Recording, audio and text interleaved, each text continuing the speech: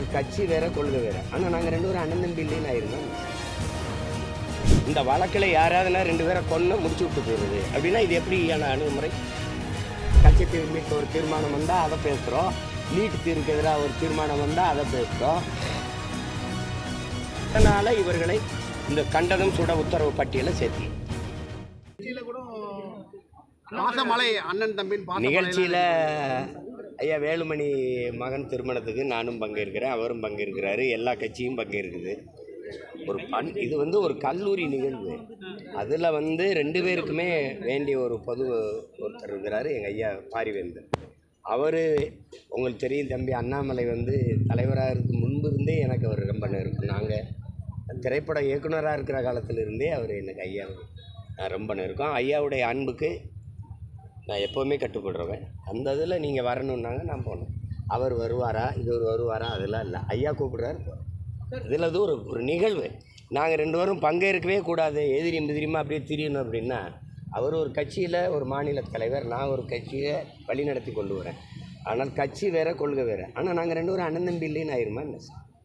இப்போ திராவிட முன்னேற்ற கழகத்தை கோட்பாட்டு அளவில் எதுக்குறோம். 99 பேர் என் சொந்தக்காரன் தான் இருக்கான். எல்லாரோடும் சண்டை போடுறதா இதெல்லாம் பேசக்கூடாது. முதல்ல அரசியல் கோட்பாட்டில் இருந்து மனித உறவை பிரித்து பார்க்க கற்றுக்குறீங்க. கேள்வி எழுப்புகிற நீங்களே இப்படி திருப்பி கேட்டுக்கிட்டு இருக்காதீங்க. அதில் நானும் அவரும் ஒரே ஒரு தாயின் பிள்ளைகள், தமிழ் தாயின் பிள்ளைகள், தமிழருங்கிற அடிப்படையில் அவர் பேசுகிறாரு. அவர் இந்தியத்தை ஏற்றுக்கொண்டிருக்கிறாரு. அவர் இந்தியாவிலிருந்து தமிழ்நாட்டை பார்க்குறேன்றாரு, நான் தமிழ்நாட்டிலேருந்து இந்தியாவை பார்க்குறேன்றேன். ரெண்டு பேருக்கு வித்தியாசம் இருக்குல்ல. அவர் சொல்கிற கோட்பாடு, நான் சொல்கிற கோட்பாடு அம்மாவுக்கு மகன், அப்புறம் அத்தைக்கு மருமகன். என் தம்பி சொல்கிறது அத்தைக்கு மருமகன், அப்புறம் அம்மாவுக்கு மகன். அது ரெண்டுக்கு தூரம் இருக்குல்ல, விளங்கிக்கணும். அது தேர்தல் நெருங்க இது ஒன்றும் இந்த மாதிரி புதிய அரங்கேற்றங்களை நீங்கள் பார்க்குறதில்ல. விழா காலங்களில் நிறைய பாட்டு கச்சேரி, நாடகங்கள் எப்படி நடக்குமோ அப்படி தேர்தல் காலங்களில் வருமான வரித்துறை, அமலாக்கத்துறை சோதனைகள்லாம் நடக்குங்கிறது நீங்கள் பார்க்காததா, நான் பார்க்காததா, இங்கே சுற்றி நிற்கிறவங்க பார்க்காததா? புதுது ஒன்றும் இல்லையே. ஆனால் சில முக்கியமான செய்திகள் இப்போ நமக்கு சில குற்றங்களில் இப்போ நீங்கள் பார்த்தீங்கன்னா, தம்பி ஆம்ஸ்ட்ராங் கொலையில் இவ்வளோ காலம் ஆயிடுச்சு. கொலை செய்ய தூண்டுனது யார், கொலைக்கு காரணம் என்ன, உண்மையான கொலையாளிகள் யார், அது இன்னும் தெரியப்படல. ஆனால் 3 பேர் சுட்டுக் கொல்லப்பட்டிருக்காங்க. ஏன் இவர்கள் சுட்டுக் கொல்லப்பட்டார்கள், இவர்கள் சுட்டுக் கொல்லப்பட்ட காரணம் என்ன, இந்த குற்றத்தில் முதன்மை குற்றவாளிகளாக இவர்களுக்கு இந்த குற்றத்துக்கு சம்பந்தம் இருக்கா, இல்லை இந்த கொலைக்கு இவர்கள் திட்டம் தீட்டியவர்களா, இல்லை பணம் கொடுத்து உதவியவர்களா, எந்த தகவலும் நமக்கு வரல. அதே மாதிரி தான் ஐயா கே.என். நேருடைய தம்பி ராமஜெயமருடைய கொலையிலையும் இதே தான். இவ்வளோ காலம் ஒரு தகவலும் வரல. ஆனால் இதில் எந்த சம்பந்தம் இல்லாத திண்டுக்கல்லில் இருக்க மோகன் ராமையும், இங்கே திருச்சியில் இருக்க சாமி ரவியவும் சுட்டு கொல்றதுக்கு ஒரு திட்டம் இருக்குது. இது எதனால் திடீர்னு இவங்க ரெண்டு பேரும் என்கவுண்டர் பண்ண வேண்டிய தேவையில்லை. என்கவுண்டருக்கு அந்த பட்டியலில் சேர்க்க வேண்டிய அவசியம் என்னது? யாரையாவது ஒருத்தரை போட்டு முடிச்சு விட்டுறணும் அப்படின்னா எப்படி? நியாயமான குற்றவாளிகள்னால் இவ்வளோ காலம் அவர்கள் கண்டுபிடிக்கப்பட்டு நீதிமன்றத்தை முன் நிறுத்தி விசாரிக்காமல் ஒரு குற்றம் முடிவு செய்யலாம். அவங்க எங்கேயும் இருக்காங்க, இவங்க எங்கேயும் இருக்காங்க. திடீர்னு இந்த குற்ற வழக்கில் கொண்டு சம்மந்தப்படுத்தி திண்டுக்கல்ல மோகன் ராம கொல்லணும், இங்கே திருச்சியில் சாமி ரவியை கொண்டுட்டா இது சரியாயிரும் அப்படின்னா, இந்த வழக்கில் யாராவதுனா ரெண்டு பேரை கொன்று முடிச்சு விட்டு போயிடுது அப்படின்னா இது எப்படியான அணுகுமுறை? எந்த மாதிரியான சட்டம் ஒழுங்குது? அதான் கேட்குறேன். யார் இதுக்கு பதில் சொல்லணும். எதனால் இவர்களை இந்த கண்டனம் சுட உத்தரவு பட்டியலை சேர்த்தி இந்த குற்றத்துக்கு இவர்களுக்கு தொடர்பு இருக்குது அப்படின்னா நீதிமன்றம்னு சொல்லியிருக்கா, உத்தரவு பிறப்பிச்சிருக்கா, இல்லை தண்டனை அனுப்பிச்சு சிறையில் இருந்திருக்காங்களா? எதனால் சொல்கிறீங்க? ஏற்கனவே 2 பேர், அந்த ஜெகன், அப்புறம் அவர் இன்னொருத்தர் பேர் என்ன, புதுக்கோட்டையில் வம்பன் துறை, இதை 2 பேரையும் எதுக்கு சுட்டிங்க? குற்றவாளி குற்றம் செய்கிற போது சிறை தண்டனையை அனுபவிச்சுட்டு வெளியில் வந்த பிறகு திருந்தி வாழும்போது சுட்டு கொல்லப்படுவார்கள்னா அப்போ எப்படி, எந்த மாதிரி இது?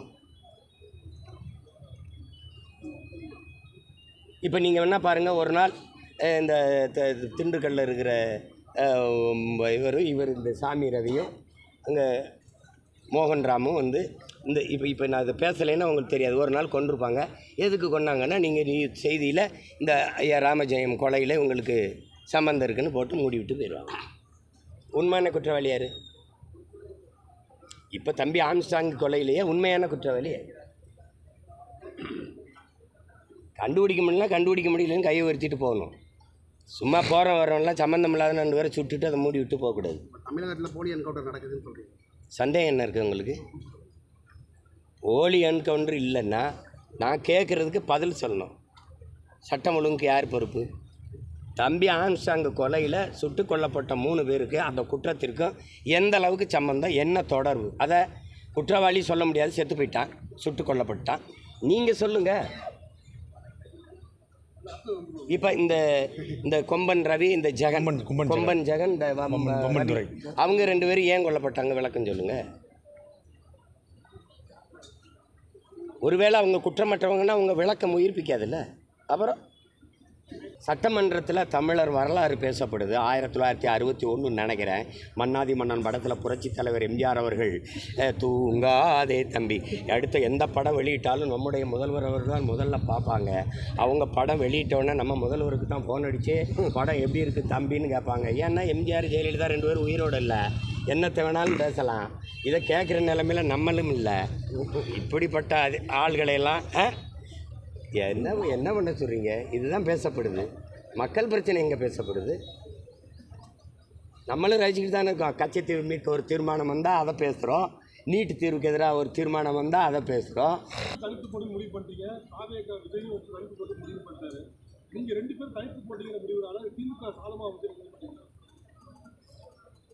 நீங்கள் எல்லாருமே ஒன்று நினைக்கிறீங்க, ஆட்சி மாறணும் அப்படின்னா நானோ நீங்களோ என் தம்பி விஜயோ அல்லது ஏடிஎம்கேயோ பாரதிய ஜனதாவோ மற்றவங்களோ நினச்சில்ல.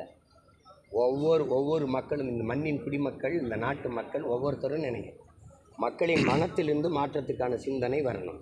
கட்சிகள் கூடி கூட்டணி சேர்ந்து தலைவர்கள் சேர்ந்து மாற்றத்தை உருவாக்கிடுவாங்க, அது நிகழ்ந்துரும் நினைக்கூடாது. மக்களின் ஆற்றல் தான் மகத்தானது. மக்கள் நினைக்கணும் இந்த ஆட்சி கூடாதுன்ட்டு. அப்போ யார் வந்தால் சரியாக இருக்கணுங்கிறத அவங்க தான் முடிவெடுக்கணும். இது சரியில்லை என்றால் எது சரியானதுங்கிற தேர்வு செய்கிற உரிமை, அதற்கான வாய்ப்பு என் மக்கள் கையில் தான் இருக்குது. அவங்க தான் முடிவெடுக்கணும். நீங்கள் என்ன நினைக்கிறீங்க? திமுக ஒரு தீமை, அதை அழிக்கிறதுக்கு இன்னொரு தீமை. உலகம் பூரா அப்படி எங்கேயுமே தத்துவம் இல்லையே. நபிகள் நாயகத்திட்ட கேட்டாலுமே தீமையை எப்படி ஒழிப்பீர்கள் செல்லவர்களேன்னு கேட்டால் அவர் நன்மையை வச்சு தான் ஒழிப்பேன்றார். இறைமகன் இயேசுகிட்ட கேட்டாலும் இறுதியுதர்கிட்ட கேட்டாலும் ஒரே பதில் தான்.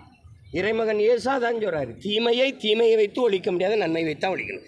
நெருப்பை வைத்து அணைக்க முடியாது, தண்ணீரை வச்சு தான் அணைக்கணும். அப்படி தான் நீங்கள் பண்ணணும். நீங்கள் அதை விட்டுட்டு நோயாலே எப்படி குணப்படுத்த முடியும்?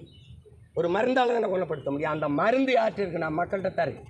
அதை விட்டுட்டு நீங்கள் இந்த கட்சியோடு சேர்ந்து இந்த ஆட்சியை அப்புறப்படுத்துங்க. நான் திரும்ப சொல்கிறேன், நான் ஆட்சி மாற்றம், ஆள் மாற்றத்திற்கு வந்த ஆட்கள் அல்ல. நாங்கள் அடிப்படை அமைப்பு அரசியல் மாற்றத்துக்கு வந்த புரட்சியவாதிகள். நீங்கள் இதோட போய் நீ நின்றுக்க, அதோட போய் அது நின்றுக்க, அதோட இதை சொல்கிறத இதோட நிறுத்திட்டு நீங்கள் நின்றுக்கிறீங்க. கொள்கையில் வந்து நீங்கள் ஆதரவாக பேசியிருக்கீங்க, அனைத்து மொழியும் கருத்து விடணும், உங்களோட நிலைப்பாடு என்ன? மும்மொழி கொள்கையை ஆதரவாக பேசுனேங்கிற கருத்து புதுசாக இருக்குது. எங்களுக்கு திரும்ப சொல்கிறேங்க, எனக்கு மட்டும் இல்லை, உலகத்தில் இருக்கிற எல்லா மொழி வழி தேசியனங்களுக்கும், இந்தியாவில் இருக்கிற எல்லா மாநிலங்களுக்கும் அவங்கள் எப்படி கொள்கை முடிவு எடுக்கிறாங்கன்னு தெரியுது. எங்களுடைய தமிழ் தேசியர்கள் கொள்கை முடிவு, மொழிக் கொள்கை, எங்களுக்கு கொள்கை மொழி, எங்கள் உயிர் மொழி தமிழ், பயன்பாட்டு மொழி ஆங்கிலம். ஒரு கெடுவாய்ப்பாக வெள்ளையினங்களை ஆண்டுட்டதுனால பல நாடுகளில் தொடர்பு மொழியாக இருக்கிறதுனால, குறிப்பாக சில நாடுகள், அமெரிக்கா, ஆஸ்திரேலியா, இந்த கனடா, இந்த பிரிட்டன் மாதிரி நாடுகள், அதுவும் ஐரோப்பிய நாடுகளில் இல்லை. ஆங்கிலம் பயன்பாட்டு மொழி. உலகத்தின் எல்லா மொழிகளும் எங்கள் விருப்ப மொழி. அது எந்த மொழியும் கற்போம். நீ ஹிந்தி தான் படின்னு சொல்லாத. நான் வங்காளி படிப்பேன், நான் போச்சுபூரி கூட படிப்பேன், நான் மராட்டி படிச்சுக்குவேன், ராஜஸ்தானி படிச்சுக்குவேன். அது ஏன் விருப்பம். அதனால் எங்களுக்கு கொள்கை மொழி ஒரே மொழி தமிழ்.